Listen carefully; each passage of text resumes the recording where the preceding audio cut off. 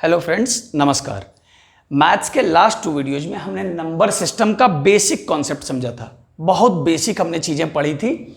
आज हम ये नंबर सिस्टम का 3rd वीडियो लेके आए और इसमें कुछ बेसिक कॉन्सेप्ट के साथ साथ कुछ ऐसे टॉपिक्स हम कवर करने वाले हैं जिनसे पेपर में आपको डायरेक्ट क्वेश्चंस देखने को मिल सकते हैं। और ये टॉपिक्स आज हम कवर करेंगे। आप देखिए, board mass, we board mass actually पहले, फिर फ्रैक्शन पढ़ेंगे, फिर टाइप्स ऑफ फ्रैक्शन पढ़ेंगे, फिर ऑपरेशंस ऑन फ्रैक्शन पढ़ेंगे, कंपेयरिंग फ्रैक्शंस पढ़ेंगे। कंपेयरिंग फ्रैक्शंस बहुत इंपॉर्टेंट है, पेपर में पूछा जाता है और बच्चे इसमें अपना टाइम खराब कर लेते हैं।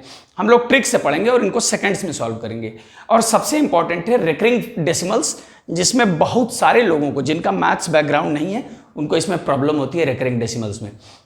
और वैसे जो रेकरिंग डेसिमल को करने का जो नॉर्मल तरीका होता है वो आपका कम से कम 2 मिनट क्वेश्चन ले लेता है।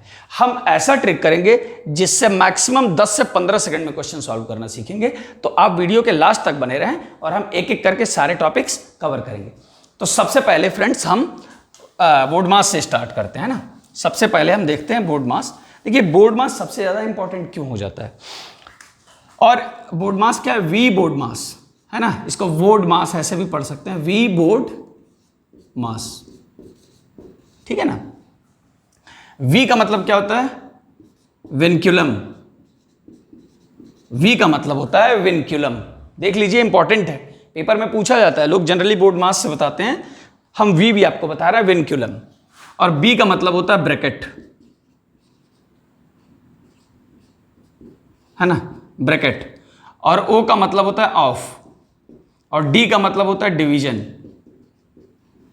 भाग देना। एम का मतलब होता है मल्टीप्लिकेशन, एम का मतलब होता है मल्टीप्लिकेशन। और ए मतलब एडिशन हो गया और एस मतलब सब्ट्रैक्शन हो गया। तो क्या मतलब, ये मैथ्स का रूल है कि जब सिंप्लीफिकेशन का क्वेश्चन हो और आपके सामने बहुत कुछ करने को हो, उसमें मल्टीप्लाई भी हो, उसमें डिवीजन भी हो, उसमें विनक्यूलम भी हो, उसमें ब्रैकेट भी हो, प्लस माइनस भी हो, तो आप पहले कौन सा करेंगे? बहुत बार अच्छे लोग जल्दी करने वाले भी, जिनकी मैथ्स की प्रैक्टिस होती है ना, वो भी ज़्यादातर इसमें कभी कभी कंफ्यूज हो जाते हैं कि पहले क्या करना है। कभी कभी ऐसे सिचुएशन बन जाते हैं। तो इसलिए हमको इसको ठीक से समझना है और पढ़ना है, ताकि ऐसा सिंप्लीफिकेशन का क्वेश्चन आए तो हम गलत ना करें।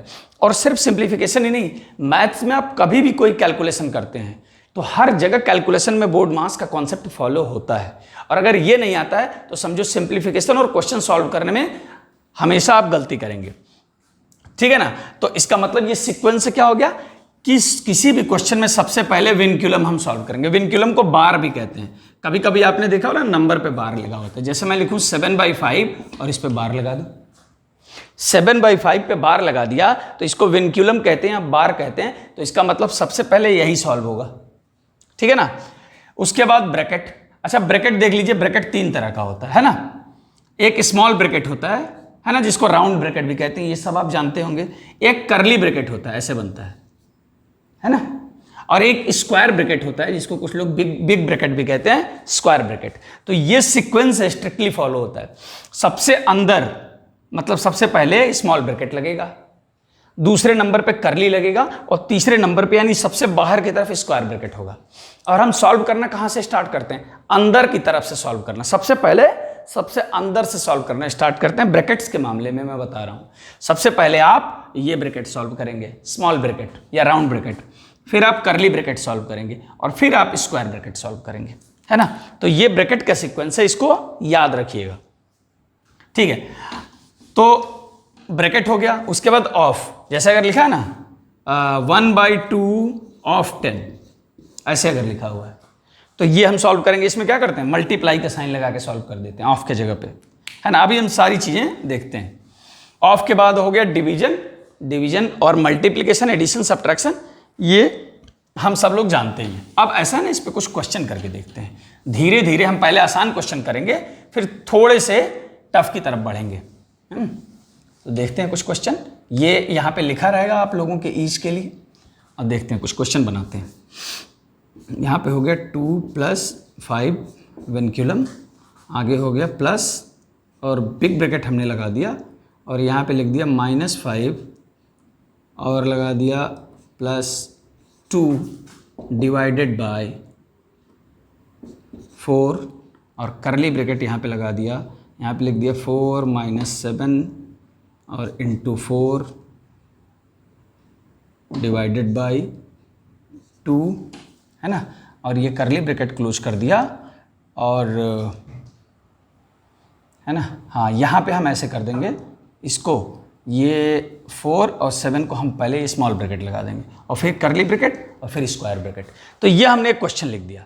अब देखिए ये क्वेश्चन अगर इसको हमें सॉल्व करना है तो कैसे करेंगे, ठीक है ना। तो सबसे पहले हम देखेंगे, ये बहुत कुछ इसमें करना है, तो सबसे पहले हम रूल देखेंगे।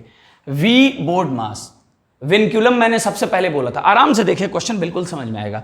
विनक्यूलम मैंने सबसे पहले बोला था, तो सबसे पहले ये बार लगा हुआ है, इसको सॉल्व कर देते हैं। तो 2 + 7 कितना हो जाएगा, 2 + 5 कितना हो जाएगा, 7 हो गया। अब प्लस कर दो, ठीक है ना, और यहाँ पे स्क्वायर ब्रैकेट लगा दो। अब इसमें असली काम इसमें करना है। अब इसमें देखिए कहाँ से शुरुआत करनी है। मैंने सबसे पहले आपको क्या बताया था, ब्रैकेट के अंदर अंदर चले जाइए और सबसे पहले इसके हिसाब से देखेंगे। वी के बाद क्या आता है, बी, और मतलब अब हमें ब्रैकेट सॉल्व करना है, और ब्रैकेट में सबसे पहले क्या सॉल्व करना है, स्मॉल ब्रैकेट या राउंड ब्रैकेट। तो सबसे पहले ये है स्मॉल ब्रैकेट या राउंड ब्रैकेट, देख रहे हैं ना। तो 4 - 7 बताइए क्या होता है, बाकी चीज़ें ऐसे लिखते जाइए, -5 + 2 डिवाइडेड बाई 4, और यहाँ पे करली ब्रैकेट लग गया, और स्मॉल ब्रैकेट को जब हमने सॉल्व किया तो 4 - 7। अब बताइए 4 - 7 क्या होता है, -3, यहाँ पे लिख दो -3, ब्रैकेट खत्म, ब्रैकेट सॉल्व हो गया, और इंटू 4 और डिवाइडेड बाई 2 करली ब्रैकेट और स्क्वायर ब्रैकेट। देखिए थोड़ा छोटा हो गया। अब और आगे चलते हैं, है ना, ये देखिए -5 + 2 डिवाइडेड बाई 4, और अब करली ब्रैकेट को सॉल्व करते हैं। स्मॉल ब्रैकेट गायब, अब करली ब्रैकेट को करते हैं। तो जब करली ब्रैकेट में हम आए तो यहाँ पे मल्टीप्लाई डिवाइड दोनों है। देखिए इस -3 से कंफ्यूज मत हो जाइए, ये 3 का साइन है, ये ऑपरेशन नहीं है, ये 3 का साइन है, -3। अगर माइनस ना होता तो +3 इसका मतलब होता, और माइनस है तो इसका मतलब ये इसका साइन है। अब देखिए यहां भी बोर्ड मास फॉलो करेंगे, अंदर भी, तो अंदर डिवीजन भी है और मल्टीप्लिकेशन भी है। तो बोर्ड मास के अकॉर्डिंग सबसे पहले क्या करेंगे, मल्टीप्लिकेशन से पहले डिवीजन करेंगे। तो पहले डिवाइड करते हैं, -3, और डिवाइड किसको करना है, 4 को 2 से। तो 4 को जब आप 2 से डिवाइड करेंगे तो 2 आ जाएगा। अब इंटू साइन है, इंटू लगा दो, और इसको जब सॉल्व किया तो 2 आ गया, करली bracket close, square bracket close. अब थोड़ा और छोटा हो गया, 7+, है ना। अब करली ब्रैकेट को सॉल्व करते हैं, -5 + 2 डिवाइडेड बाई 4, और करली ब्रैकेट में क्या है, -3 × 2, ये हो जाएगा -6। और मल्टीप्लाई में ध्यान दीजिएगा, ये -6 आ रहा है जो, सबसे पहले देखिए, अगर यहाँ पे आप ब्रैकेट हटा के -6 लिख देंगे तो गलत हो जाएगा। ध्यान दीजिए 4 और इस करली ब्रैकेट के बीच में कोई साइन नहीं है। 4 और करली ब्रैकेट के बीच में कोई साइन ना होने का मतलब कि ब्रैकेट में जो भी चीज़ें हैं वो इससे मल्टीप्लाई होंगी, बाहर वाले से मल्टीप्लाई होंगी। देखिए ब्रैकेट, जैसे यहाँ देखिए ब्रैकेट के बाहर प्लस साइन है तो कोई चिंता की बात नहीं है, मतलब ब्रैकेट सॉल्व होकर जो आएगा उसमें 7 ऐड कर देंगे। यहाँ पे ध्यान दीजिए, ये सिचुएशन बनती है 4 के और करली ब्रैकेट के बीच में कोई साइन नहीं है, इसका मतलब जब ब्रैकेट के अंदर जो भी सॉल्व होकर आएगा उसका ब्रैकेट के बाहर वाले से क्या करना पड़ेगा, मल्टीप्लाई करना पड़ेगा। तो अभी इसको ब्रैकेट में ही लिखते हैं और -3 × 2 इसको सॉल्व करेंगे, -6। अब हट जाएगा ये, ब्रैकेट को जब सॉल्व करेंगे, अब थोड़ा छोटा हो गया तो हम आगे लिख सकते हैं 7 + -5 + 2 डिवाइडेड बाई लगा दिया। अब देखो ब्रैकेट हटाओ, ब्रैकेट सॉल्व करना है ना तो ब्रैकेट हटाओ, अभी ब्रैकेट सॉल्व नहीं हुआ है, ब्रैकेट जब तक हटे ना तब तक ब्रैकेट सॉल्व होना नहीं माना जाएगा। अब देखो 4 से -6 को मल्टीप्लाई करो, जब 4 से -6 को मल्टीप्लाई करोगे तो क्या आ जाएगा, -24। तो यहाँ पे आ गया -24। अब देखो एक और हमने ब्रैकेट क्यों लगा दिया, अब एक और ब्रैकेट जनरेट हो गया। ध्यान दो इस बात को, एक और ब्रैकेट जनरेट मैंने किया, क्यों किया, क्योंकि अगर डिवाइड के बाद माइनस साइन है ना, अगर डिवाइड के बाद आप 24 लिख देते तो चल जाता, लेकिन माइनस है तो दो साइन एक साथ अच्छा नहीं लगता है कि डिवाइड और फिर माइनस लगा दे, तो इसलिए मैंने ब्रैकेट में कर दिया उसको। अब देखिए 7+ और यहाँ पे आते हैं -5+, अब देखिए अब डिवीजन कर दीजिए। एक्चुअली इसका मतलब क्या है, 2 को -24 से क्या करना है, डिवाइड करना है। 2 को -24 से डिवाइड करना है, तो ऐसे लिख सकते हो 2/-24, ऐसे लिख दो, कोई दिक्कत नहीं है, ये भी तो डिवीजन ही है। अब डिवीजन परफॉर्म करो, 7+ ब्रैकेट में हो गया -5, है ना, और जब आप इसको 2 से डिवाइड करेंगे, 2 को मतलब 24 से डिवाइड करेंगे तो -1/12 आ जाएगा, है ना। तो -5 के बाद क्या आ जाएगा, -1/12। अब बचा सिर्फ स्क्वायर ब्रैकेट, यहाँ पे इसको सॉल्व करते हैं। देखिए 7 प्लस और स्क्वायर ब्रैकेट के अंदर जो है उसको सॉल्व करिए, दोनों माइनस माइनस से ऐड होंगे। एलसीएम ले लीजिए, एलसीएम हो गया 12 और यहाँ पे आ जाएगा -60 और यहाँ पे हो जाएगा -1 और ब्रैकेट क्लोज। 7 और प्लस ब्रैकेट में क्या आ गया, -61/12। अब देखिए अब ऐड करना है, अब ब्रैकेट हट जाएगा। ब्रैकेट जब ओपन करेंगे तो ब्रैकेट के अंदर क्या है, माइनस साइन, बाहर प्लस साइन। तो जब ब्रैकेट के बाहर प्लस होता है तो अंदर वाले का साइन चेंज नहीं होता है ब्रैकेट ओपन करने पे। तो 7 और -61/12। अब एलसीएम ले लीजिए 12। जब आप 12 एलसीएम ले लेंगे तो 84 यहाँ हो गया और -61 यहाँ हो गया। अब ये हो गया 3, मैं ऊपर करता हूँ शायद दिखे ना। देखिए 84, ये तो आपको दिख रहा होगा, 84 -61/12। अब इसको सब्ट्रैक्ट कर दीजिए, 4 में से 1 हो गया 3 और ये हो गया 2, 23/12 प्लस में आ गया, यही आंसर है। तो ठीक ठाक क्वेश्चन था ये, बहुत आसान इसको नहीं कहा जाएगा। अगर यही पेपर में आ जाए तो बहुत सारे लोग फंस जाएंगे, है ना। क्वेश्चन ठीक ठाक था, मॉडरेट था, ना टफ था और ना ही बहुत आसान था। चलो अब 1-2 आसान क्वेश्चन करते। चलिए अगर उस क्वेश्चन से कुछ लोग पजल्ड हो गए होंगे, पॉसिबल है ऐसा, है ना, उन लोगों को कॉम्प्लिकेटेड लगने लगा हो बोर्ड मास, तो माफ़ी चाहूँगा उसके लिए। मैंने कुछ 2 छोटे क्वेश्चन लिए हैं, तो आप इसको ध्यान से देखिए, पहले आपको चीज़ें समझ में आएंगी। देखिए अब ये हमको करना है, इसमें वेनिकुलम कहीं नहीं है ना, इसमें वेनिकुलम कहीं है ही नहीं, तो वीक तो गया। अब बी ब्रैकेट दिख रहा है, करते हैं। सबसे पहले ब्रैकेट के बाहर जो है उसको एज इट इज लिख देते हैं। कभी ब्रैकेट के बाहर जो दिया है उसको ऐसे सॉल्व मत करिएगा बिना ब्रैकेट हटाए बिना। अब देखिए प्लस, अब ब्रैकेट के अंदर फिर बोर्ड मास लगेगा, तो मल्टीप्लाई और डिवाइड, तो आप सबको पता है सबसे पहले क्या करेंगे, डिवीजन। 2 को 2 से डिवाइड करेंगे 1 आएगा, तो यहाँ पे हो गया 4 × 2 और ये सॉल्व होकर कितना हो गया 1। ये देखिए अब फिर 2 × 5 डिवाइडेड बाई 10 प्लस, अब ब्रैकेट में क्या आ गया 4 × 1 4, तो ब्रैकेट, अब ब्रैकेट के बाहर है प्लस तो कोई जरूरत नहीं, बस यहाँ 4 लिख दें। देखिए ब्रैकेट हट गया। अब ब्रैकेट हटने के बाद ये नहीं कि इसको ऐड कर दीजिएगा, नहीं, सबसे पहले देखेंगे प्रोसेस में क्या है, सीक्वेंस में क्या है। तो सीक्वेंस में डिवीजन है, तो 2 और × 5 को जब 10 से डिवाइड करेंगे तो 1/2 आएगा, है ना, और प्लस 4। अब देखिए अब आगे क्या होगा, मल्टीप्लाई, तो 2 को जब 1/2 से मल्टीप्लाई करेंगे तो 2 से 2 कैंसिल, बचेगा 1, तो 1 और प्लस 4 और इसका आंसर हो गया 5। ये कितनी आसानी से हमने बोर्ड मास फॉलो करके कर दिया क्वेश्चन। अब दूसरा देखिए, 5 डिवाइडेड बाई 10 × 2 माइनस, और देखिए यहाँ पे फिर वही केस आया, 5 और ब्रैकेट के बीच में कोई साइन नहीं है ना, इसका मतलब मल्टीप्लाई होना है, पर बाद में, अभी ब्रैकेट सॉल्व करते हैं। -5 और 5 और 2 क्या हो जाएगा 7, ब्रैकेट में 7 लिखते हैं। अब ब्रैकेट को हटाना है और ब्रैकेट के अंदर तो ऑलरेडी सॉल्व हो चुका है, हटाएं कैसे, तो बाहर वाले से रिलेशन देखें, मल्टीप्लाई होना है बाहर वाले के साथ, तो 5 डिवाइडेड बाई 10 × 10 माइनस, अब जब -5 को 7 से मल्टीप्लाई करेंगे तो -35 आ जाएगा, है ना। अब देखिए अब इस प्रोसेस में क्या क्या है, डिवीजन है, मल्टीप्लिकेशन है, सब्ट्रैक्शन है। तो सबसे पहले हमको डिवीजन करना है, तो 5 डिवाइडेड बाई 10 क्या होता है 1/2 और × 2 और -35। तो आप बताइए कि 1/2 और 2 कैंसिल होकर कितना हो जाएगा, मल्टीप्लाई तो करेंगे ना 1, तो 1 -35। अब 1 - 35 क्या हो जाएगा -34 और ये हो गया आपका आंसर।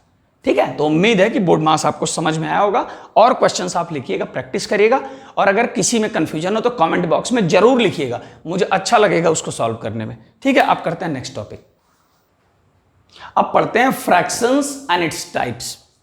फ्रैक्शन यानी भिन्न, हिंदी में कहते हैं भिन्न, भिन्न और उसके प्रकार।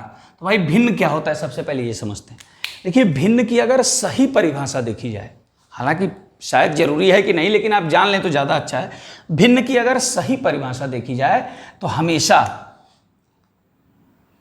a/b के फॉर्म में एक ऐसा नंबर, a/b के फॉर्म में लिखने का मतलब क्या हो गया कि इसको कहते हैं अंश यानी न्यूमरेटर, है ना, इसको कहते हैं न्यूमरेटर,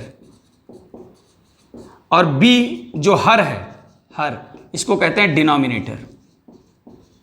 डिनोमिनेटर, तो देखिए न्यूमरेटर और डिनोमिनेटर हो, फ्रैक्शन का मतलब पहली कंडीशन तो ये हो गई कि जिसमें अंश हो और हर हो।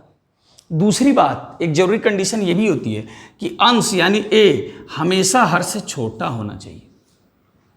सही फ्रैक्शन उसी को कहा जाता है ना। सही मामले में फ्रैक्शन वही है जिसमें अंश हमेशा हर से छोटा हो, हर बड़ा हो। और जब अंश छोटा होगा, हर बड़ा होगा, तो जब आप उसको सॉल्व करेंगे तो उसकी वैल्यू हमेशा 1 से कम आएगी, दशमलव में ही आएगी। फ्रैक्शन को जब भी आप कन्वर्ट करेंगे तो दशमलव में ही वैल्यू आएगी, जो फ्रैक्शन का सही डेफिनेशन है। लेकिन जब हम मैथ्स करना शुरू किए, मैं ये नहीं कह रहा हूं कि बाकी लोग गलत है, उसका अलग कॉन्सेप्ट है। जब हम मैथ्स करना शुरू किए तो कई जगह ऐसे भी क्वेश्चन आए 10/3, तो इसको भी फ्रैक्शन कहा जाता है। लेकिन देखिए इसमें क्या है, इसमें अंश जो है हर से बड़ा है, तो मैंने जो बताया उसके हिसाब से फ्रैक्शन तो हुआ नहीं, है ना। या कोई 10/5 लिख दे तो ये फ्रैक्शन तो हुआ नहीं। लेकिन मैथ्स में चीज़ें आती हैं और इसको भी हम फ्रैक्शन कहते हैं, पर इसकी कैटेगरी हमने अलग रख दी है ना। इसको भी फ्रैक्शन कहते हैं, लेकिन फ्रैक्शंस की कैटेगरी में हमने इसको अलग रख दिया। तो फ्रैक्शन का सिंपल मतलब हो गया भिन्न, और आप सब जानते हैं कि भिन्न क्या होता है। कुछ लोगों को भिन्न सॉल्व करने में दिक्कत होती है, उम्मीद है आज उनकी दिक्कत खत्म हो जाएगी। आसानी से बताऊंगा, आसान तरीके से समझना। तो सबसे पहले बात करते हैं, पहला जो टाइप होता है प्रॉपर फ्रैक्शन। प्रॉपर फ्रैक्शन, और इसको हिंदी में कहते हैं उचित भिन्न, है ना। बड़ा अजीब सा नाम है, लेकिन यही सच है, उचित भिन्न। और दूसरा जो होता है बच्चों, वो होता है इम्प्रॉपर, है ना, इम्प्रॉपर फ्रैक्शन, और इसको कहते हैं अनुचित भिन्न। इसको अनुचित भिन्न कहते हैं। अब देखो आया ना अनुचित, अभी समझ में आ जाएगा अनुचित और उचित क्या है। अभी मैं आपको पहले ही बता चुका हूं कि भिन्न, असली भिन्न वो है जिसका हर क्या है, बड़ा है अंश से। तो देखिए प्रॉपर फ्रैक्शन किसको कहते हैं। प्रॉपर फ्रैक्शन वो फ्रैक्शन होता है जिसका न्यूमरेटर यानी अंश हर से छोटा हो। आप ये छोटे बड़े के निशान तो समझ रहे हैं ना। अंश जो है वो हर से छोटा रहता है, किसमें, उसको प्रॉपर फ्रैक्शन कहते हैं, उचित भिन्न कहते हैं। एग्जाम्पल के लिए 1/2, देखिए इसमें अंश जो है हर से छोटा है। 2/5 है ना, 7/9, ठीक है, 9/10। ये सारी चीज़ें जिसमें आपको न्यूमरेटर यानी अंश की वैल्यू हर से कम दिख रही है, उस सबको हम प्रॉपर यानी उचित भिन्न कहते हैं, और यही मैंने भी समझाया था। अब अनुचित भिन्न देखिए, जिसको इम्प्रॉपर फ्रैक्शन कहते हैं। जस्ट इसका उल्टा, उल्टा का मतलब क्या हो गया, जिसमें अंश जो है वो हर से बड़ा हो। अंश बड़ा हो गया हर से, जैसे 3/2 है ना, 5/3, 9/5, ठीक है, 11/6। देखो इन सब में क्या है, अंश जो है वो हर से बड़ा है, तो इसको हम कहते हैं अनुचित भिन्न यानी इम्प्रॉपर फ्रैक्शन। मैंने आपको बताया था कि फ्रैक्शन का असली मतलब तो यही हुआ, लेकिन मैथ्स में ये भी आता है, ऐसे सिचुएशन बनते हैं, तो इसलिए हमने इनको अनुचित भिन्न कहना शुरू कर दिया, क्योंकि वाकई में उचित नहीं है। ठीक है, अब ये तो 2 हो गया। अब तीसरा जो है ना, तीसरा तरह का जो भिन्न है वो इम्प्रॉपर से रिलेटेड है। देखते हैं, तीसरे तरह का जो भिन्न है वो इम्प्रॉपर से ही संबंधित है, और उसको कहते हैं मिक्स्ड फ्रैक्शन। उसको कहते हैं मिक्स्ड फ्रैक्शन, और मिक्स्ड फ्रैक्शन को हिंदी में कहते हैं मिश्रित भिन्न। मिश्रित भिन्न। अब देखो कैसे इससे रिलेटेड होता है। पहले अनुचित भिन्न का कोई उदाहरण लेते हैं यहाँ पे, जैसे 9/4 ले लेते हैं। तो आप सबको पता है अनुचित भिन्न है। कैसे अनुचित भिन्न है, अंश इसका हर से बड़ा है। अब देखिए इसको मिक्स्ड में कैसे कन्वर्ट करते हैं। देखो अनुचित भिन्न को मिक्स्ड में हम कन्वर्ट कर लेते हैं, और मिक्स्ड को अनुचित में, दोनों कन्वर्टिबल है एक दूसरे के लिए। इसको आप इस रूप में भी लिख सकते हैं, यानी मिश्रित को आप अनुचित के रूप में लिख सकते हैं, और अनुचित भिन्न को आप मिश्रित भिन्न के रूप में भी लिख सकते हैं। लेकिन मिश्रित का उचित से कोई लेना देना नहीं है, अनुचित से ही लेना देना है। तो देखिए 9/4 ये हमने एक अनुचित यानी इम्प्रॉपर फ्रैक्शन लिख दिया। अब इसको मिश्रित में कैसे लिखना है, 9 को 4 से भाग दीजिए। देखो इसका मतलब यही तो हुआ कि 9 इज बीइंग डिवाइडेड बाय 4। 9 जो है उसको 4 से भाग दिया जा रहा है, तो 4 से भाग दें तो 2 बार में जाएगा, 8 हो जाएगा, और शेषफल यहाँ पे 1 हो जाएगा। तो जब शेषफल 1 हो गया तो देखिए इसको लिखते कैसे हैं। ये सीक्वेंस होता है लिखने का। यहाँ से शुरू करते हैं, एक स्टॉपेज शेषफल पे लेते हैं और अगला स्टॉपेज डिवाइजर यानी जिससे भाग दिया जा रहा है उस पे लेते हैं। तो देखो ये जो भागफल आया उसको यहाँ लिखो 2 और 2 के बाद ऐसे आ जाओ, 1 ऊपर लिख लो और 4 नीचे लिख लो। 2 सही 1/4 इसको पढ़ा जाता है, 2 सही 1/4, या इसको अंग्रेजी में आप 2 होल 1/4 कहते हैं, 2 होल 1/4 कहते हैं। अब देख लो जरा, 2 होल 1/4 हुआ तो ये तो हो गया कब, जब आपने अनुचित भिन्न को मिश्रित भिन्न में कन्वर्ट किया। अब मैंने अभी बताया कि मिश्रित को भी आप अनुचित में कर सकते हैं, है ना। अभी तो हमने अनुचित को देखो भाग देके और इस सीक्वेंस में लिखा है ना। पहले भागफल, फिर शेषफल और फिर जिससे भाग दिया था, जिसको डिवाइजर कहते हैं। तो 2 होल 1/4 यानी 2 सही 1/4 लिख दिया। अब हम देखते हैं कि ये हो गया मिश्रित भिन्न। अब इसी मिश्रित भिन्न को अगर हमको वापस से लिखना हो अनुचित भिन्न के रूप में तो कैसे लिखा जाएगा, उसका प्रोसीजर क्या है। तो सिंपल है, देखिए यहाँ पे 2 होल 1/4 2 सही 1/4 लिखा है। तो आपको अब गुणा कैसे करना है, इसको इसमें गुणा करिए, है ना। और कितना आएगा, 4 × 2, 4 × 2 आ गया, और प्लस ये जो अंश में है उसको ऐड कर दीजिए, 4 × 2 + 1, और नीचे जो हर है वही रहेगा। ध्यान दो, मिश्रित भिन्न में जो हर में है नीचे, इम्प्रॉपर यानी अनुचित में भी नीचे वही रहेगा। चाहे आप उल्टा कह लो कि अनुचित भिन्न का जो हर है मिश्रित भिन्न का भी हर वही रहेगा। ये पहचान है कि आप सही कर रहे हैं कि गलत कर रहे हैं। तो देखो पहले बोर्ड मास क्या कहता है कि पहले आप गुणा करें, तो 4 दूनी 8 और 8 एक 9, देखो 9/4, 9/4 आ गया, और यही तो था हमारा अनुचित भिन्न। तो ये कन्वर्टिबल है, रिवर्सिबल है, इसको हम एक फॉर्म से दूसरे फॉर्म में अपनी जरूरत के अनुसार लिख लेते हैं, ठीक है ना।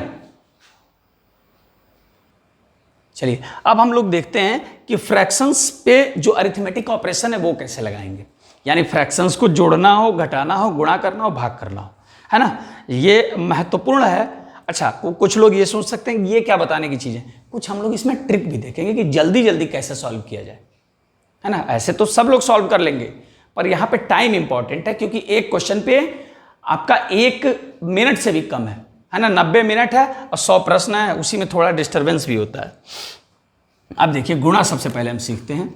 तो देखिए गुणा में कोई भी 2 फ्रैक्शन हो, 2 भिन्न हो या 2 से ज़्यादा हो, जैसे 1/2 × 4/9 लिखा है। तो गुणा में अंश क्या है, हर क्या है, कुछ भी देखने की जरूरत नहीं, सबसे आसान गुणा ही होता है। गुणा में आपको क्या करना है, कुछ नहीं, अंश को अंश में गुणा कर दीजिए और हर को हर में गुणा कर दीजिए, बस। तो अंश को अंश में करेंगे तो 1 × 4, और हर को हर में करेंगे तो 2 × 9 = 18। यहाँ पे हो गया 4/18। और एक और बात ध्यान दिया करिए कि ये दोनों जो है ना 4 और 18, ये जहाँ तक कैंसिल हो सके उनको वहाँ तक सॉल्व करिए, मतलब उसको क्या करिए, सिंपलेस्ट फॉर्म में लिखिए। तो देखिए 2 से दोनों डिवाइड हो जाएंगे, तो 2 दूनी 4 और 2 9 18, तो उत्तर हो जाएगा 2/9, ठीक है ना। तो गुणा देखिए कितना आसान है, अंश को अंश में गुणा कर दीजिए और हर को हर में गुणा कर दीजिए, बस इतना ही गुणा में करना है, ठीक है। तो गुणा में मुझे नहीं लग रहा है कि बहुत देखने की जरूरत है कुछ। अब आते हैं भाग पे। भाग थोड़ा इंपॉर्टेंट है, और एक चीज़ देखिएगा, यहाँ कुछ लोग हो सकता है कि कंफ्यूज्ड हो। भाग जब हम देखेंगे तो भाग में क्या होता है, देखिए जैसे मैं कह रहा हूँ डिवाइड 2/5 बाय 5/2। देखिए मैंने क्या कहा, भाग दीजिए, 2/5 को भाग देना है बाई 5/2, 5/2 से, देख लो भाई। तो इसको कैसे लिखोगे, 2/5 को भाग दिया जा रहा है, तो यहाँ पे भाग का निशान लगाएंगे और 5/2। देखो जो बाद में होता है निशान के बाद, उससे भाग दिया जाता है, और जो निशान के पहले होता है उसमें भाग दिया जाता है। मतलब हमें 2/5 में भाग देना है, किससे, 5/2 से, है ना। तो देखिए भाई कैसे करेंगे, कैसे भाग देंगे, तो इसको ऐसे लिखिए 2/5, और यहाँ भाग की जगह पे गुणे का निशान लगा दीजिए। गुणे का निशान लगाए हैं भाग की जगह पे, तो इसके बदले कुछ करना पड़ेगा, क्योंकि ये तो भाग था ना, आप गुणा नहीं कर सकते। तो इसके बदले में आप क्या करेंगे कि जो बाद वाला है जिससे भाग देना है उसको उल्टा करके लिख दीजिए, 2/5 लिख दीजिए।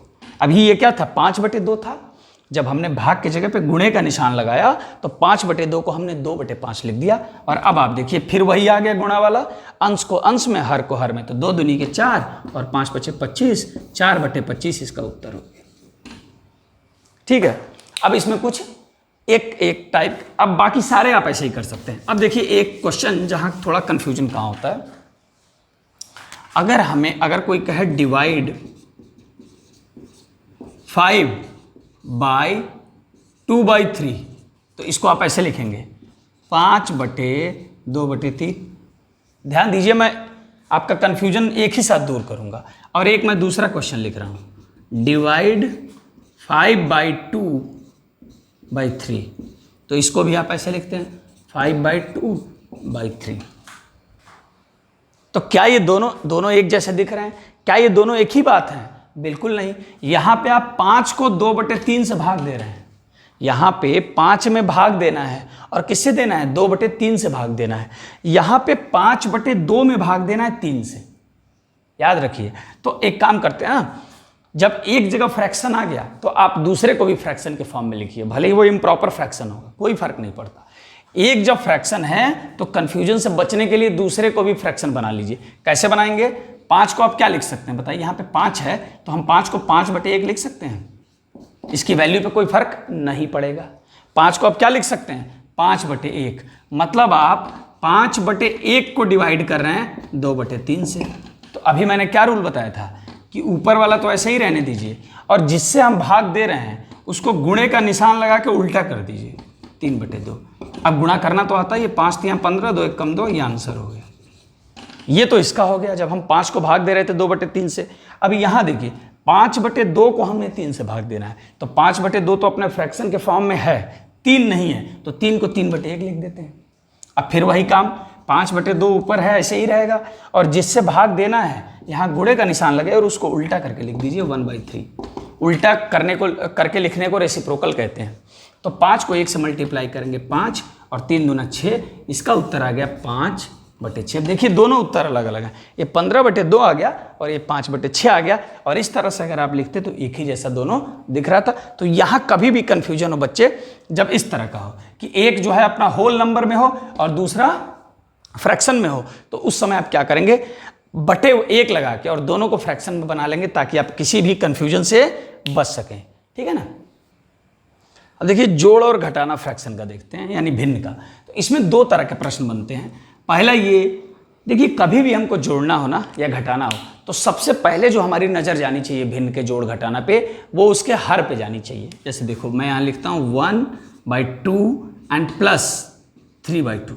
देखिए ऐसा क्वेश्चन आए तो सबसे पहले हमारा काम क्या होना चाहिए? जोड़ घटाना में, भिन्न के जोड़ घटाना में सबसे पहले हर पे हमारी नज़र जानी चाहिए। और अगर दोनों का हर समान है, बराबर है, तो आप इक्वल टू करके सीधे जो हर है बस उसको एज इट इज लिख दीजिए। देखिए दोनों में 2 है तो आप एक बार 2 लिख दीजिए, ये नहीं कि दोनों को जोड़ दीजिएगा या कुछ कर दीजिएगा।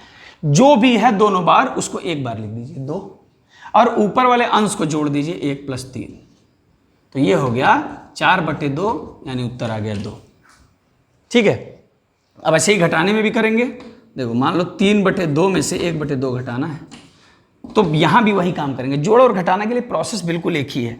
दोनों का हर देखेंगे बराबर है तो एक बार लिख देंगे, और घटाना है तो घटा दो 3 - 1। भाई इसी में से तो इसको घटाया जा रहा है ना, तो ये हो गया 2/2 और ये उत्तर आता है 1, है ना? तो ये तब है जब दोनों का हर यानी डिनोमिनेटर इक्वल है। अच्छा, अब जनरली तो ऐसा होता नहीं है, पर जानना तो हमें पड़ेगा क्योंकि कई बार 1-2 स्टेप सॉल्व करने के बाद ऐसा आ जाता है ना? कई बार क्या होता है कि 1-2 स्टेप जब हम सॉल्व कर लेते हैं, पहले तो नहीं होता ऐसा, पर सॉल्व करने के बाद इस रूप में आ जाता है, तो वहाँ पे हम जल्दी से कर देंगे। अब देखिए दूसरा क्या होता है, 1/2 + 1/3 ऐसे करना है।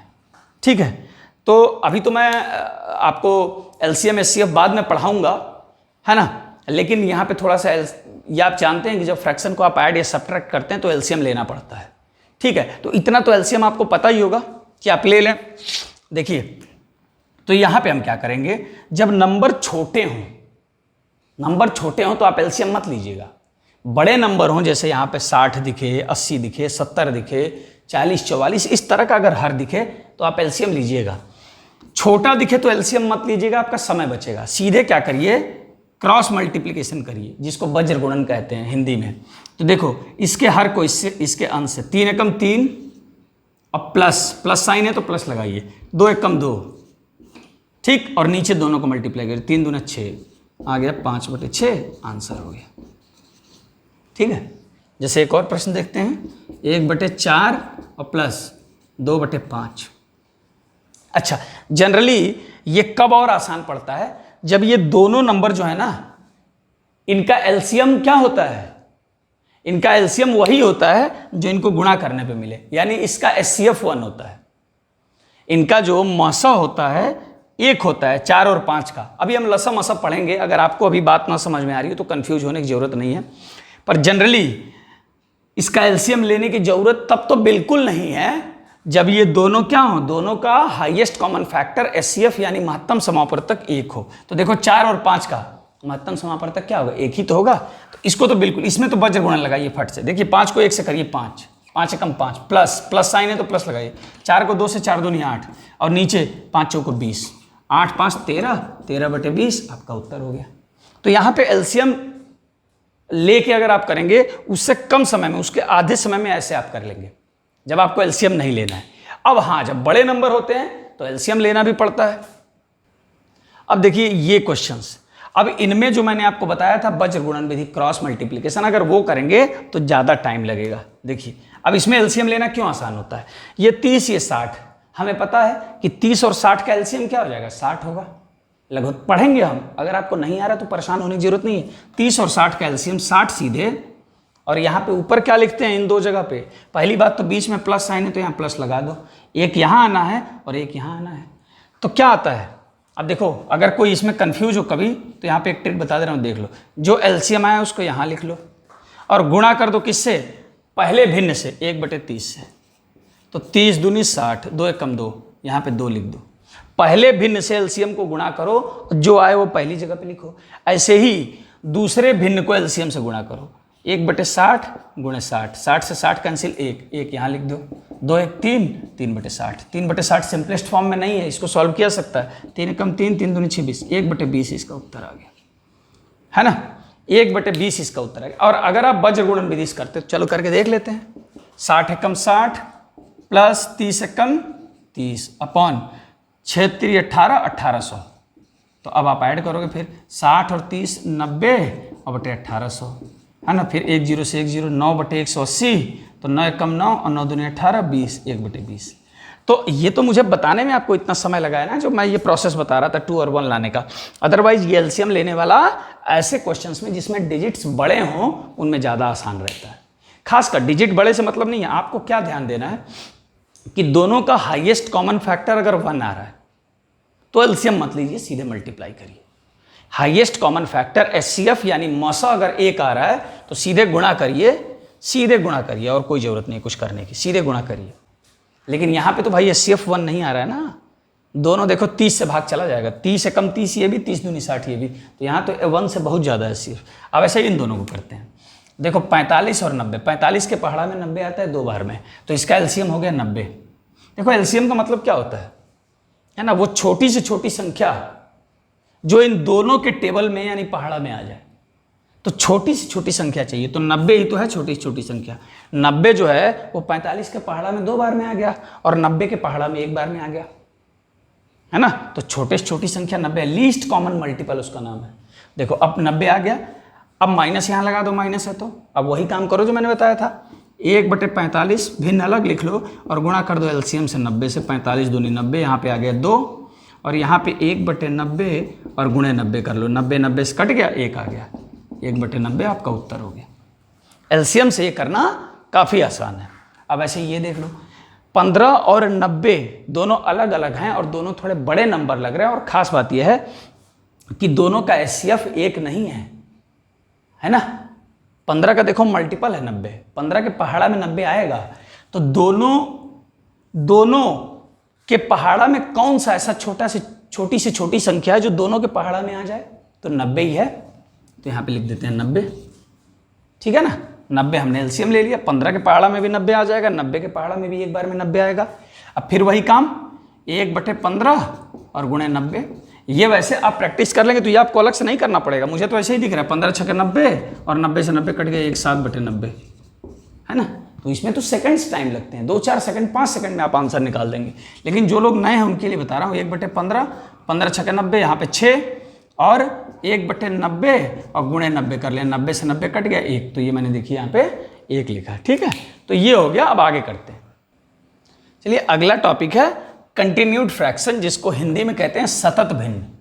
और मैंने यहाँ पे एक लिख रखा है भिन्न, ये देखिए सतत भिन्न ऐसे होता है 2 प्लस और 1 अपॉन, अब देखिए अपॉन में पूरा और फ्रैक्शन आ गया, 1 + 1 अपॉन, फिर एक और फ्रैक्शन आ गया 2 + 1/5। इस तरह के क्वेश्चन भी पूछे जाते हैं, काफ़ी बार मैंने खुद देखा है कि इस तरह के क्वेश्चन पूछे गए हैं। विभिन्न जो प्रतियोगी परीक्षाएं हैं उसमें कंटिन्यूड फ्रैक्शन के क्वेश्चन पूछे जाते हैं। अब आगे जो हम 3 टॉपिक करने वाले हैं, ये इसको मिला के वो तीनों ही बहुत बहुत महत्वपूर्ण हैं, आपके पेपर्स में सीधे उस तरह के क्वेश्चन पूछे जाते हैं। हाँ, एक और बात बता दूं, तीसरा वीडियो आज ये नंबर सिस्टम का है, इसके बाद जो चौथा वीडियो होगा उसमें हम सिर्फ आरआरबी एनटीपीसी के पिछले सालों में जितने भी नंबर सिस्टम से रिलेटेड प्रश्न पूछे गए हैं महत्वपूर्ण, वो हम प्रैक्टिस करेंगे। सीधे हम वो आरआरबी के पेपर से क्वेश्चन लेंगे, आरआरबी के पिछले साल के जो प्रश्न होंगे जो कि नंबर सिस्टम पे बेस्ड होंगे, हम एक वीडियो में पूरे उन क्वेश्चंस को करेंगे ताकि हम ये समझ पाएं कि आरआरबी जिस लेवल पे पूछता है और जिस लेवल पे हमने 3 वीडियो में तैयारी करी है नंबर सिस्टम की, वो कितना मैच कर रहा है, कितना हम क्वेश्चन कर पा रहे हैं, है ना। इसके लिए चौथा वीडियो में लेके आऊँगा, उसके बाद फिर हम अगला चैप्टर शुरू करेंगे। और हाँ, आप लोग चिंता बिल्कुल मत करिएगा, मैथ्स पूरा कंप्लीट कराएंगे पूरा, और उम्मीद है कि मैथ्स का एक भी क्वेश्चन आपसे नहीं छूटेगा, है ना। अब प्रैक्टिकली देखिए 2-4 की बात नहीं है, 1-2 की बात नहीं है, बट मैक्सिमम क्वेश्चन हम कर लेंगे, वहाँ पे आप भरोसा रखिए इस बात का।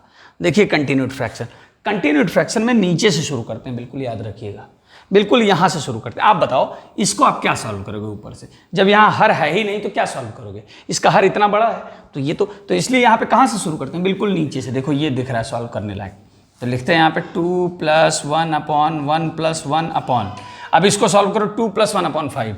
देखो 2 + 1/5, अभी मैंने आपको बताया सॉल्व करना, 2 को आप 2/1 लिख सकते हैं, तो यहाँ पे 2 को हमने क्या लिख दिया, देखिए 2 + 1/5 था, यहाँ पे हमने 2 को 2/1 लिख दिया। अब देखो सीधे क्रॉस मल्टीप्लाई करो, 5 दूनी 10 और प्लस 1 एकम 1/5, यह आ गया 11/5, है ना। तो यहाँ पे नीचे सॉल्व हो गया 2 + 1/5 की जगह क्या आ गया 11/5, यह आ गया। अब देखिए यहाँ पे हो गया 1+, ठीक है ना, 1+ ये ऐसे रहेगा 1+, और 1/11/5। अब फिर वही जो मैंने आपको भाग वाला बताया था, देखिए कितना यूज हो रहा है हर जगह जो कॉन्सेप्ट है, 1 को भाग दिया जा रहा है। देखो 11/5 एक साथ है 11/5 से, तो 1 को हम 1/1 लिख लें और ये हो गया 11/5, तो सीधे 5 उल्टा हो जाता है गुणा करके 5/11, और 5 को 1 से करोगे 5, 11 को 1 से करोगे 11, 5/11 आ गया सीधे। तो अब इसको ऐसे लिखो 2 + 1/1 और क्या आ गया 5/11, 5/11, ठीक, ये सॉल्व हुआ। अब देखो अब फिर 1 + 5/11 करो, 1 + 5/11, 11 एकम 11 और प्लस 5, यहाँ पे 1 है ना, 5 एकम 5 और प्लस 11 एकम इनका मल्टीप्लाई करो, 11 एकम 11, तो 11 5 होता है 16, 16/11। देखो ये क्या आ गया 16/11, तो आगे लिखेंगे 2 + 1 और यहाँ पे हो जाएगा 16/11। अब फिर 1/16/11 आया तो क्या हो जाएगा 2 + 11/16, है ना। और 2 को 2/1 लिख सकते हैं, फिर क्रॉस मल्टीप्लाई करो, 16 दूनी 32 और प्लस 11 एकम 11 और अपॉन 16 एकम 16, 16 और 32 कितना होता है 43, 11 और 32 सॉरी 11 और 32 हो गया 43, 43/16, ये उत्तर हो गया 43/16। तो कंटिन्यूड फ्रैक्शन में बिल्कुल नीचे से उठाते हैं और सॉल्व करते हुए चलते हैं, ठीक है। तो अब अगला क्वेश्चन है कंपेयरिंग फ्रैक्शंस। देखो ये तो डायरेक्ट आता है पेपर में, आप सब लोगों ने देखा होगा, अभी जब हम करेंगे तो आपको समझ में आ जाएगा हम क्या कह रहे हैं। फ्रैक्शन 3-4 फ्रैक्शन दिए होंगे, 3-4-5 भिन्न दिया होगा और कहेगा कि इसको बढ़ते हुए क्रम में या घटते हुए क्रम में, यानी आरोही या अवरोही क्रम में इसको अरेंज करिए, व्यवस्थित करिए। तो हमको पहचानना है भाई, अवरोही और आरोही क्रम में आप व्यवस्थित तभी कर पाएंगे जब आप भिन्न को देख के ये पहचान पाएं कि कौन सा भिन्न बड़ा है और कौन सा भिन्न छोटा है। तो हमें यही पहचानना सीखना है, उसी को कहते हैं कंपेयरिंग फ्रैक्शन। मतलब कौन सा फ्रैक्शन बड़ा है और कौन सा छोटा है, या दोनों बराबर है। कंपेयर में यही तो होता है ना, कंपैरिजन में 3 चीज़ें होती हैं, या तो कोई एक 2 चीज़ में अगर हम कंपेयर कर रहे हैं तो या तो ये बड़ी या ये बड़ी या दोनों बराबर, इसके अलावा तो कोई चौथी प्रोबेबिलिटी नहीं होती है। तो कंपैरिजन में भी यही है। तो चलिए जैसे कंपेयर करके देखते हैं, 1/2 है ना, और 2/3 और 3/4 और 7/8 है ना, और यहाँ पे हो गया 9/10। जैसे इनको हमें कंपेयर करना है, और अगर आपसे कहा जाए कि इसको बढ़ते हुए क्रम में व्यवस्थित करिए, बढ़ते हुए क्रम में व्यवस्थित करने का मतलब कि सबसे छोटा यहाँ रहेगा बाएं साइड में, सबसे छोटा यहाँ रहेगा और सबसे बड़ा जो है वो दाहिने साइड में रहेगा, है ना। बढ़ते हुए क्रम का मतलब यही तो होता है, आरोही क्रम मतलब बढ़ते हुए क्रम, इंक्रीजिंग ऑर्डर में, इंक्रीजिंग ऑर्डर में मतलब सबसे छोटा फिर सबसे बड़ा। तो अब देखिए कैसे करें, सीधे आप इसको कर सकते हैं। कभी भी जब फ्रैक्शंस को कंपेयर करना हो तो सबसे पहली चीज जो नोटिस करनी है वो ये करनी है कि जो भिन्न दिए हुए हैं उनके अंश और हर में कितने का डिफरेंस है। बराबर डिफरेंस तो कहीं नहीं है सब में। तो देखते हैं 1 और 2 कितने का गैप है, 1 का। 2 और 3 1 का गैप। 3 और 4 1 का गैप। 7 और 8 1 का गैप। 9 और 10 1 का गैप।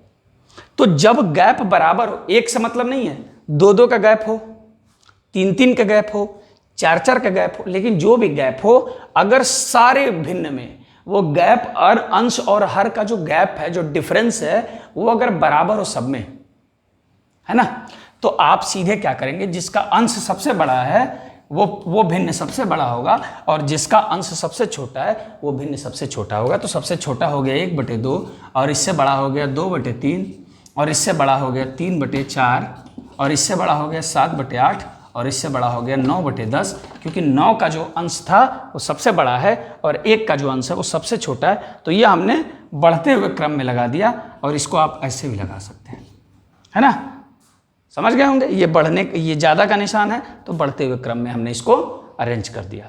उम्मीद है कि ये बात समझ में। अब कुछ और फ्रैक्शन देखते हैं, इसी पे थोड़ा सा एक दूसरा क्वेश्चन लेके देखते हैं, ठीक है ना।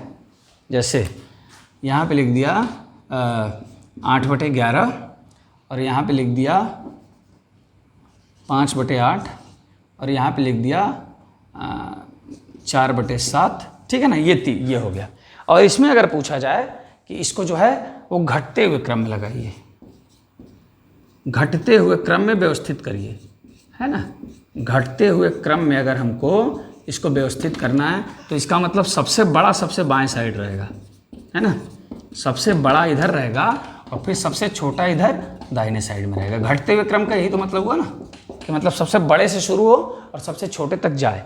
तो सबसे बड़ा, आप देखिए गैप देखेंगे, मैंने क्या बताया, सबसे पहले आपको गैप देखना। 8 और 11 में 3 का गैप, 5 और 8 में 3 का गैप, 4 और 7 में 3 का गैप। आसान हो गया हमारे लिए, सीधे देख के लिख देंगे। तो सबसे बड़ा किसका अंश है, 8 का, तो 8/11 यहाँ हो गया। उससे छोटा किसका है, 5 का, तो 5/8 इधर हो गया। और सबसे छोटा किसका है, 4 का, तो 4/7 इधर हो गया, है ना। तो ये तो वो भिन्न की हमने बात करी जिसमें सारे भिन्नों में अंश और हर के बीच का जो डिफरेंस था वो इक्वल था। अब हम एक ऐसे भिन्न की बात करने जा रहे हैं जिसमें डिफरेंस इक्वल ना हो। उसमें ये तरीका नहीं लग पाता है क्योंकि वो इक्वल है ही नहीं, तो आप कैसे ऐसे देख के बता देंगे। तो देखते हैं जरा, जैसे 1/2 हो गया, और यहाँ पे जो है 4/7 हो गया, है ना, और यहाँ पे 5 जो है वो 8 हो गया। अब इन तीनों को हमें कंपेयर करना है, ठीक है। तो ऐसे में क्या करते हैं, कंपेयर करने के लिए क्रॉस मल्टीप्लाई करते हैं, जिसको वज्र गुणन कहते हैं। देखिए क्रॉस मल्टीप्लाई में कैसे करेंगे, 7 को 1 से मल्टीप्लाई करिए, 7 को 1 से मल्टीप्लाई करिए 7, ठीक है, और इसको इससे मल्टीप्लाई करिए 2 को 4 से, तो यहाँ पे 4 दूनी क्या हो जाएगा 8। इसको लिख दीजिए 7/2, और इसको लिख दीजिए, नहीं ये नीचे लिखने की जरूरत नहीं है, आपके लिए काम मैं और आसान कर देता हूँ, सीधे बस ऐसे मल्टीप्लाई करके देखिए किस साइड आप लिखेंगे ये भी देख लीजिए। 7 को 1 से मल्टीप्लाई किए तो इस 7 को इसके अंश में मल्टीप्लाई किया ना, तो जिस अंश में मल्टीप्लाई हो रहा है उस साइड लिखा जाएगा। 7 को 1 में किए तो 7 यहाँ आया, अंश के साइड में लिखेंगे। और 2 को 4 में किए तो 2 को जब 4 में किए तो अंश 4 है, तो जो प्रोडक्ट आएगा मल्टीप्लाई करने पे वो इसके साइड में लिखेंगे, इसके नीचे। तो 4 दूनी 8। तो आप बताओ 7 बड़ा नंबर है कि 8 बड़ा नंबर? 8 बड़ा है। तो इन दोनों में हमने कंपैरिजन कर लिया, ये वाला फ्रैक्शन बड़ा होगा, ये वाला फ्रैक्शन बड़ा होगा। 4/7 जो है वो 1/2 से बड़ा है, ये देखिए, ठीक है ना। अब इन दोनों में तो हमने कंपेयर कर लिया, अब इन दोनों में कंपेयर कर लेते हैं क्या हो रहा है, ठीक है। तो 7×5 = 35 यहाँ आ गया, देखो अंश की तरफ हमने लिखा, और 8×4 = 32 इधर आ गया, ठीक है ना। तो इन दोनों में क्या है, इन दोनों में बच्चे ये बड़ा है, इन दोनों में ये बड़ा है। तो आप बताओ कि क्या हमने व्यवस्थित कर लिया कि नहीं कर लिया? ये इससे बड़ा और ये वाला इससे भी बड़ा है ना, तो हमने व्यवस्थित कर लिया, ये सबसे बड़ा, ये उससे छोटा और ये सबसे छोटा।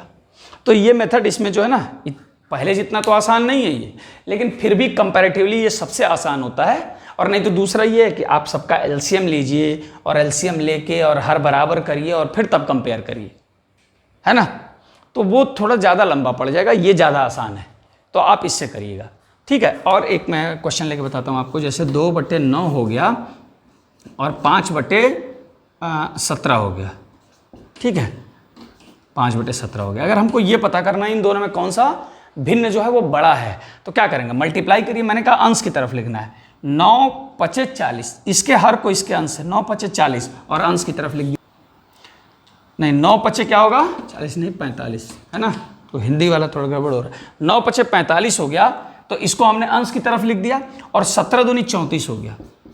देखो इसमें अंश क्या था 2, तो इधर मल्टीप्लाई किया तो अंश की तरफ लिख। अब बताओ ज़्यादा कौन सा है, ये, इसका मतलब ये फ्रैक्शन ज़्यादा है, 5/17 2/9 से ज़्यादा है। तो ये वाला मेथड कंपेयर करने के लिए हमेशा आसान रहेगा, ठीक है ना। अब देखते हैं नेक्स्ट टॉपिक। अब ये अंतिम आज का और सबसे महत्वपूर्ण, जिसमें लोगों के फंसने के चांसेस ज़्यादा होते हैं, क्योंकि जनरली मैथ्स करने में ये नहीं आता है सामने, है ना। और वैसे तो अगर आप एनसीईआरटी की किताबें देखेंगे तो उसमें जो भी तरीका लिखा है वो आपका कम से कम 3-4 मिनट ले लेगा, बहुत तेज है तो भी। जो आज हम समझेंगे वो सेकंड्स में करेंगे उससे। तो ये आप वीडियो देखिएगा। देखिए ये है रिकरिंग डेसिमल, जिसको हिंदी में कहते हैं पुनरावृत्त दशमलव। अभी मैं समझाता हूँ क्या होता है, नाम से ही क्लियर है, पुनरावृत्त, जो बार बार आ रहा है दशमलव के बाद। दशमलव के बाद कोई संख्या बार बार आ रही है। उदाहरण के लिए आपको समझा दूं कि अगर 10 को आप 3 से कभी भाग दिए होंगे, दिए ही होंगे मतलब दे के आप देखेंगे तो 3 तिरिके 9 और 1, अब दशमलव लगाइए 0, फिर 3 तिरिके 9 और फिर 1, फिर 0, फिर 3 तिरिके 9 और 1, फिर 0। ये कब तक चलेगा भाई? जब तक जिंदगी है तब तक चलेगा। अगर आप करने पे आ गए तो डॉट डॉट लगा दीजिए और छोड़ दीजिए, और ये मान लीजिए कि इसकी तो पुनरावृत्ति होती रहेगी, जिंदगी भर होती रहेगी, है ना, कई 100 साल होती रहेगी, कई लोगों की जिंदगी भर होती रहेगी। तो इसीलिए इसको डॉट डॉट लगा के छोड़ देते हैं और कहते हैं पुनरावृत्त दशमलव है ना। जैसे 1 को 3 से भाग दीजिए, तो ये तो सफिशिएंट नहीं है, पर्याप्त नहीं है, तो पहले 0 पॉइंट लगा लेंगे और 1 0, 3 तिरिके 9, फिर 1, फिर 0, फिर 3 तिरिके 9, फिर 1, फिर 0, फिर 3 तिरिके 9, फिर 1, फिर 0, फिर 3 तिरिके 9, चलता रहेगा। तो 0.33333333 चलता रहेगा। तो इसको कैसे लिखा जाए भाई? तो ऐसे लिखते हैं, देख लीजिए, सबसे इंपॉर्टेंट बात, 0.3 लिख के और अगर एक डॉट लगा हो 3 के ऊपर, तो भी समझ जाओ कि ये कैसा दशमलव है, ये पुनरावृत्त दशमलव है, और इसमें 3 जो है उसकी पुनरावृत्ति हो रही है अनंत बार, और या तो इसके ऊपर एक बार लगा होगा। दोनों ही चीज़ें लगी हो सकती हैं, इसलिए आप जान लीजिए कि जब इसके ऊपर डॉट लगा हो या इसके ऊपर बार लगा हो तो समझ जाओ कि इसकी पुनरावृत्ति अनंत बार हो रही है। अच्छा, कभी कभी ऐसे भी होता है 0.27 लिख देगा और दोनों पे बार लगा दिया, ये भी पुनरावृत्त दशमलव है, लेकिन इसमें दो डिजिट्स पे लगा हुआ है, 2 संख्याओं पे लगा हुआ है। तो इसका मतलब ये कैसे आया होगा? ये आया होगा 0.27। देखो दोनों पे है ना, इसका मतलब ये दोनों बार बार रिपीट हो रहे हैं, फिर 27, फिर 27, फिर 27, और अनंत बार 27 27 27 27 आता रहेगा, अनंत बार आता रहेगा। तो ऐसे को क्या कहते हैं? पुनरावृत्त दशमलव कहते हैं। ठीक है, पुनरावृत्त दशमलव क्या होता है ये आप समझ गए होंगे। अब इसके 2 टाइप होते हैं, आसान है, हालांकि देख लेंगे आप, आपको समझ में आ जाएगा एक बार। एक है शुद्ध पुनरावृत्त दशमलव, प्योर फॉर्म में है एकदम, प्योर रिकरिंग डेसिमल कहा जाएगा, और इसको मिक्स्ड रिकरिंग डेसिमल, मिश्रित पुनरावृत्त दशमलव। देखिए शुद्ध क्या होता है, जैसे मैं लिख दिया 0 पॉइंट, अभी उदाहरण दिया था 3 पे बार लगा दिया था, अगला दिया था 0.27 दोनों पे बार लगा दिया था, अगला दिया था, अगला दे देता हूँ 0.45 और दोनों पे बार लगा देता हूँ। ये सारे शुद्ध हैं। अब आप कहोगे कैसे, कैसे शुद्ध हैं? हम क्या जाने कैसे शुद्ध है ये? देखिए दशमलव के बाद जो भी अंक है वो सारे के सारे रिपीट हो रहे हैं। देखिए ना, यहाँ पे दशमलव के बाद एक ही अंक है 3, ये रिपीट हो रहा है। यहाँ दशमलव के बाद 2 अंक है, दोनों रिपीट हो रहा है। यहाँ दशमलव के बाद 2 अंक है, दोनों रिपीट हो रहा है। यहाँ लिख दे 3, 5, 7 और तीनों पे बार लगा दे। यहाँ दशमलव के बाद 3 अंक है, 3 डिजिट है, बट तीनों ही रिपीट हो रहा है। तो दशमलव के बाद ऐसा कोई अंक नहीं है जो रिपीट ना हो रहा हो, जितने भी हैं सब रिपीट हो रहे हैं। तो असली तो रिपीटिंग यही है ना, असली तो पुनरावृत्ति वाला यही है। तो इसी को कहते हैं शुद्ध पुनरावृत्त दशमलव। अब अशुद्ध देखिए, यानी मिश्रित देखिए, तो और आपको क्लियर हो जाएगा। जैसे 0.43 लिख दिया मैंने और बार सिर्फ 3 पे लगा है। ध्यान दीजिए इन दोनों में अंतर, 0.43 और बार सिर्फ 3 पे लगा। इसका मतलब दशमलव के बाद जितने अंक हैं सब रिपीट नहीं हो रहे हैं। दशमलव के बाद 4, 3 दोनों है, लेकिन जो रिपीट हो रहा है, जिसकी पुनरावृत्ति हो रही है, तो सिर्फ 3 है।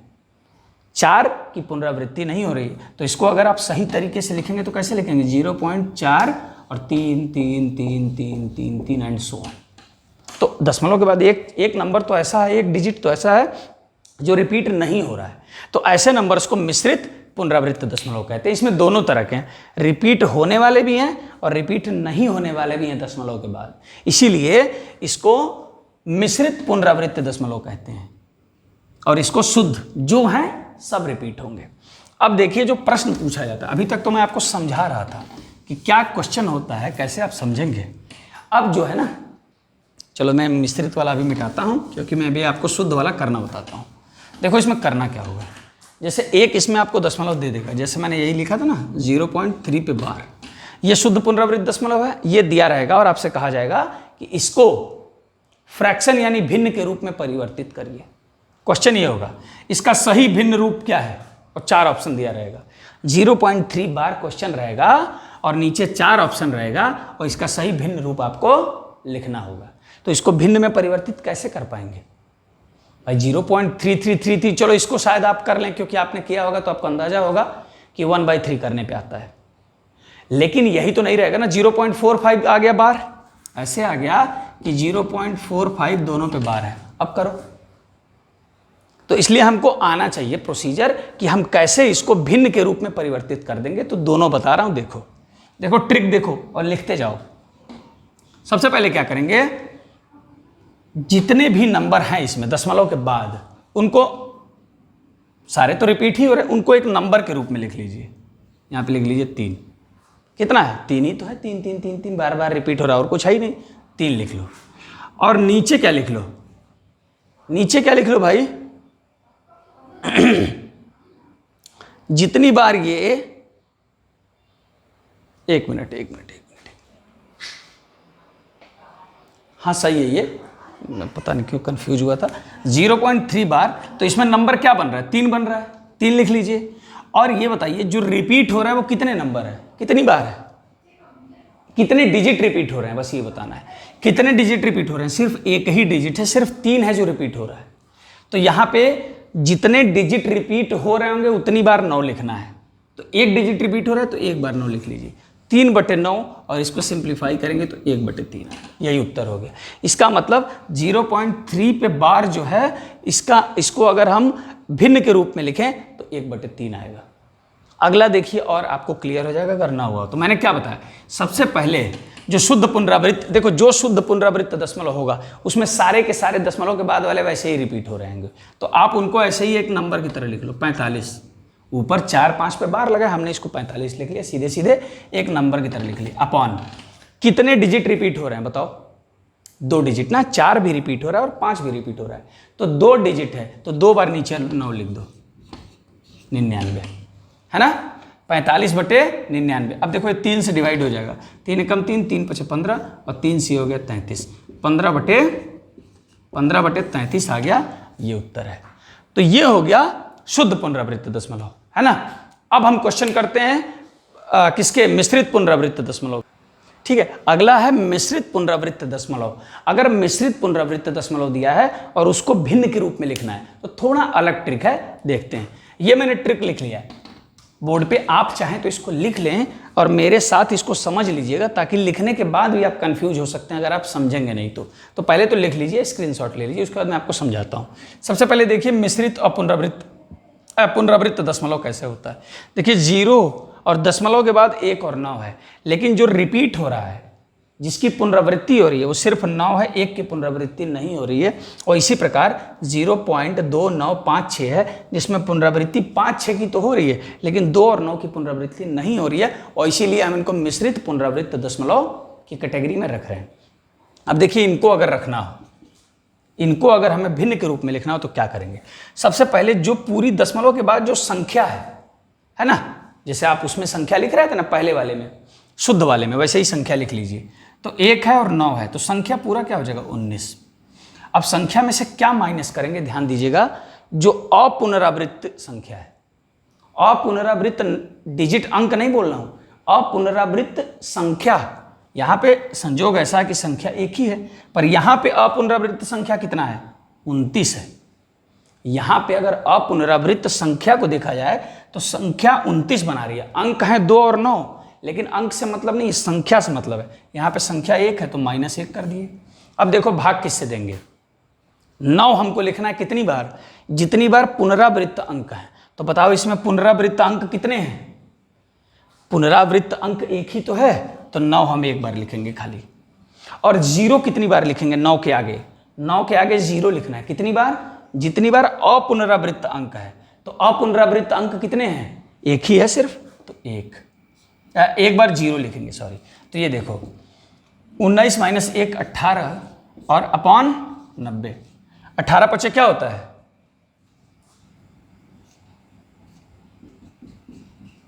ठीक है ना, 18 पचे 90, 1/5 इसका उत्तर हो गया। ठीक है, इसका उत्तर हो गया 1/5।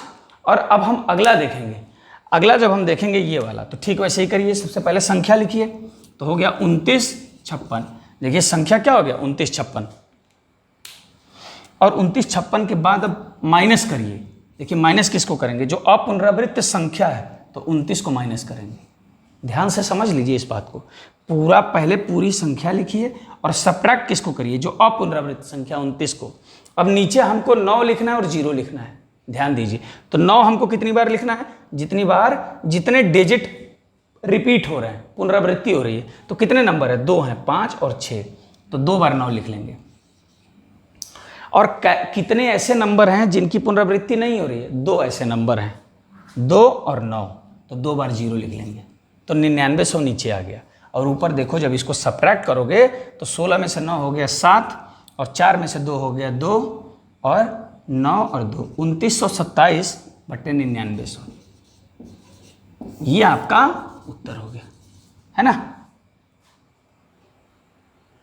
अच्छा ये वाला हम एक बार और देखते हैं, ये एक बार इसको 0.19 को एक बार और हम देखते हैं, ठीक है।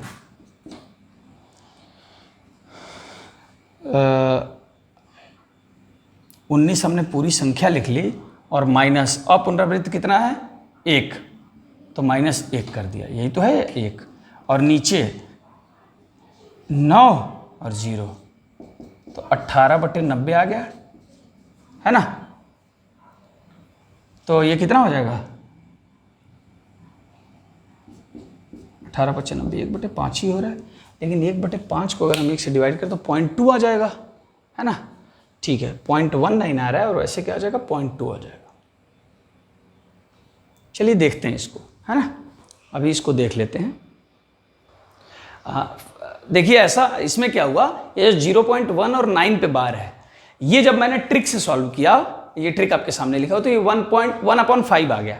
अब देखिए मैं अभी थोड़ा कंफ्यूज हो गया था। एक्चुअली क्या है, प्रश्न मैं खुद से लिखता हूँ अपने आप यहीं पे, पहले से मैं प्रश्न तैयार करके नहीं लाता हूँ। तो इसमें क्या हुआ, ये जब 1/5 आया तो मैं कंफ्यूज हो गया। अब आपको बता रहा हूँ कि क्यों कंफ्यूज हो गया। 1 को आप 5 से भाग दीजिए, देखिए तो दशमलव लगाएंगे 0, 5 दूनी 10 और ये पूरा कट गया, ये तो आ गया 0.2। ये तो और आना कितना चाहिए था 0.1 और 9 पे बार, लेकिन आ रहा है 0.2। तो आपको सही बताएं, मैं थोड़ा कंफ्यूज हो गया तो मैंने इसको कन्वेंशनल मेथड से किया जो एनसीईआरटी की किताबों में लिखा रहता है। देखिए इसको x के बराबर मानते हैं, फिर तमाम प्रोसेस करते हैं और देखिए इससे भी 1/5 ही आया है। तो इसका उत्तर सही है, ये शॉर्ट ट्रिक जो है वो ठीक है। कभी कभी क्या होता है अप्रॉक्सीमेटली वो वैल्यू आती है। अब देखिए क्या हुआ, ये 0.1 नहीं रिपीट हो रहा है और 9 जो है वो अनंत बार रिपीट हो रहा है। तो ये 0.2 के इतना करीब है, इतना करीब है कि इसका उत्तर संजोग से क्या आ जा रहा है 1.5 यानी 0.2 के बराबर आ जा रहा है। उत्तर बिल्कुल सही है। अगर पेपर में 0.2 ऑप्शन होगा, है ना, अगर पेपर में 0.2 ऑप्शन होगा या 1.5 होगा तो आप वही मार देंगे। अगर इसके लिए उत्तर 1/5 हो तो आप कंफ्यूज मत होइएगा कि 1/5 नहीं हो सकता, 1/5 भी हो सकता है, लगभग में दे देगा ऊपर और आपको यही मारना होगा उत्तर। मैं इसीलिए थोड़ा कंफ्यूज हो गया था क्योंकि ये शॉर्ट ट्रिक था। तो मुझे ऐसा लगा, ऐसा तो नहीं कि किसी स्पेशल क्वेश्चन में शॉर्ट ट्रिक नहीं काम कर रहा है, तो मैं इसलिए कंफ्यूज था। मैंने इसको कन्वेंशनल मेथड से करके देखा, एनसीईआरटी की किताबों में जो रहता है उत्तर सेम आ रहा है, बिल्कुल सही है। तरीका ये आप किसी भी इस तरह के क्वेश्चन पे अप्लाई कर सकते हैं, है ना, इस तरह का क्वेश्चन पूछा जा सकता है। तो आज के लिए हम इतना रोक देते हैं और अगले वीडियो की बात करते हैं। अगले वीडियो में मैं आपको कह रहा हूँ कल के वीडियो में इंपॉर्टेंट क्वेश्चन नंबर सिस्टम के बेस पे जितने भी, मैं ज़्यादा से ज़्यादा क्वेश्चन कलेक्ट करूँगा। बहुत सारे पुराने पेपर है मेरे पास एनटीपीसी के, सारे पेपर से मैं सेलेक्ट करूँगा कि नंबर सिस्टम के कौन कौन से क्वेश्चन हैं और हम अपने आप को एक इवेल्युएट करके देखेंगे कि नंबर सिस्टम जो हमने किया है कितना हमको वास्तव में आया है और क्या क्या पढ़ने की ज़रूरत है, कितना प्रैक्टिस करने की ज़रूरत है। ठीक है, तो आज के लिए इतना ही। नमस्कार, बहुत बहुत धन्यवाद।